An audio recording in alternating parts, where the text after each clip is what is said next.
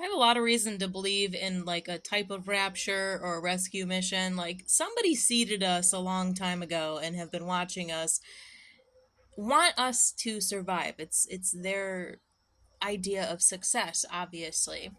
I have a lot of reasons to believe in all these like really out there theories about life extension technology and living beyond this world and perhaps like another worldly human military that looks after humanity. Good guys. When my grandpa died, he came to me in a dream like 7 years later in like an ageless body. And it was more than a dream. And I was like, Grandpa, what are you doing looking so young? And he was like, I had a body on standby. And he was a brilliant man. He barely spoke, but he was a brilliant man.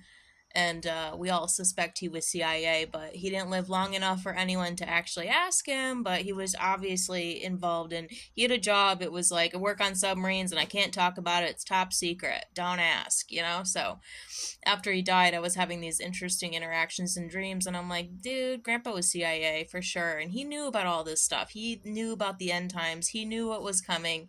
He knew about the galactic wars. He knew about Orion and all this stuff, and so yeah, I do believe that our whoever seeded us definitely has interest in making sure we survive. At the very least. At the very least, whoever seeded my whatever I test tube I came out of definitely has interest in seeing me survive and thrive. And it's like, oh, lucky for you. Oh, it's so easy for you. But it wasn't easy. I've lost everything. Like, I've had everything come against me my whole life, in a sense. And then when things got heated, it got even more heated. And I heated it up. And then it got more heated. And then I heated it up. And it got more heated. And then it just kind of like, at some point, it just balanced out. It's been pretty peaceful, pretty heavenly. I live a pretty heavenly life. But, took some time, took some crime, took some exercising of free speech, took some boots on the ground, took some taking down of bad guys. It took some very strategic